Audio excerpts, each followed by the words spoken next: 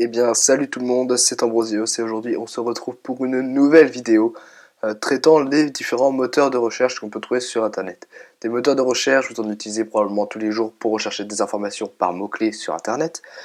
Et si vous faites des études, on vous demandera souvent de faire des recherches sur plusieurs moteurs de recherche pour varier vos résultats et obtenir des informations inédites par rapport à vos camarades. Le problème, c'est qu'en général, on ne connaît pas beaucoup de moteurs de recherche, on en connaît 2, 3 tout au plus, et peut-être pas d'ailleurs les meilleurs. Donc on va commencer par introduire quelques moteurs de recherche. Donc il y aura Bing, il y aura DuckDuckGo, Yahoo, Qwant, Startpage et Google. Donc on commence tout de suite par Bing. Donc Bing, qui est le moteur de recherche fait par Microsoft, lancé en juin 2009, Microsoft qui souhaitait alors concurrencer Google, car Google avait 65% de part du marché en 2009, donc à la sortie de Bing. Donc voilà, c'est un moteur de recherche assez compétent, hein. Personnellement, je n'aime pas beaucoup l'interface, mais ce n'est bien sûr que personnel. Je trouve que la barre de recherche n'est pas forcément mise en valeur. On peut rentrer du texte. C'est intéressant également le fait d'avoir un assombrissement de l'arrière-plan quand on rentre le texte. Après, au niveau des résultats, au niveau de la mise en page des résultats, c'est une mise en page très très classique. Donc ensuite DuckDuckGo, donc DuckDuckGo qui est un moteur de recherche qui soi-disant ne vous espionne pas. Donc lancé en septembre 2008, il utilise les informations de crowdfunding provenant de d'autres sites comme Wikipédia, ce qui permet d'avoir des résultats plus appropriés, parfois plus pertinents.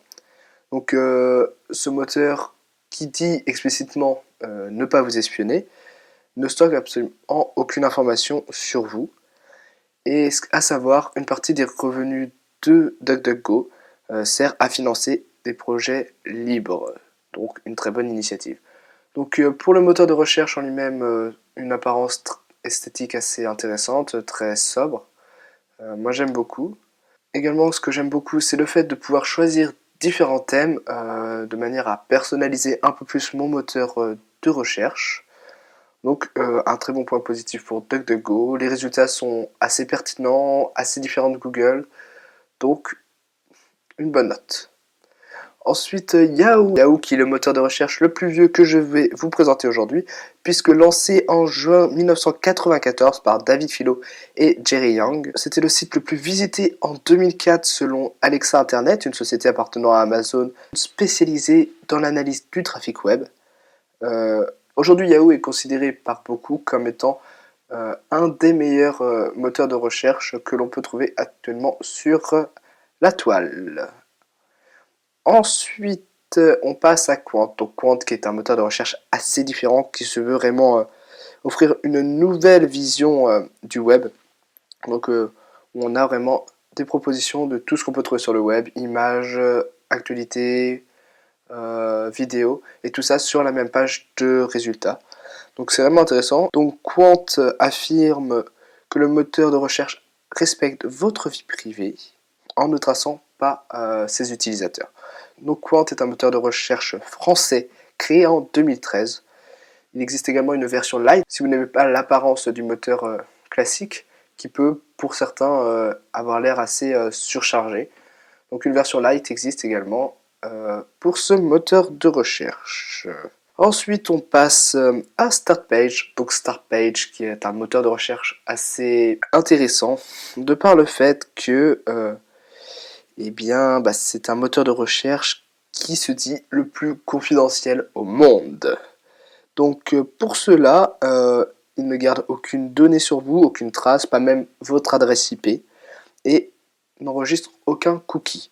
Donc les résultats sont absolument les mêmes que Google, car en fait vous allez rentrer votre recherche dans Startpage, et Startpage va envoyer anonymement votre recherche à Google, et les résultats qui vous reviendront seront les mêmes que ceux de Google, mais sous une apparence Startpage. Donc tout ça pour rester anonyme. Une chose intéressante également avec Startpage est le fait de pouvoir ajouter différents thèmes.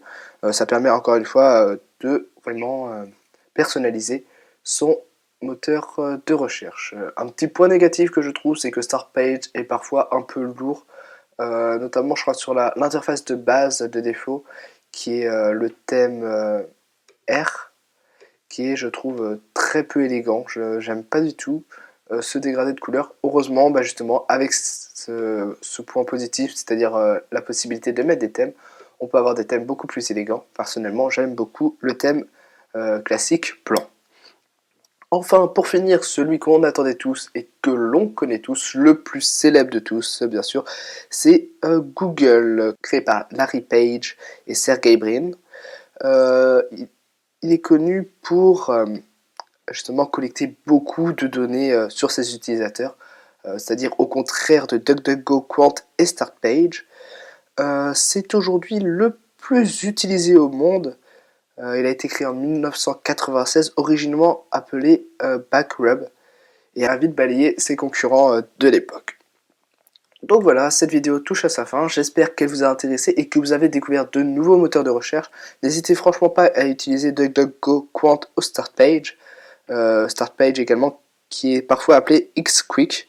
Donc si vous trouvez les deux noms, c'est la même chose. Donc voilà, moi je vous souhaite une bonne journée, bonne soirée, tout dépend du moment auquel vous regardez ma vidéo. Si vous avez aimé cette vidéo, je vous invite à mettre un pouce bleu juste en dessous de la vidéo, à la commenter et à la partager sur les réseaux sociaux. En l'occurrence, je suis sur Twitter, Facebook, et donc n'hésitez pas à partager cette vidéo. Allez, salut!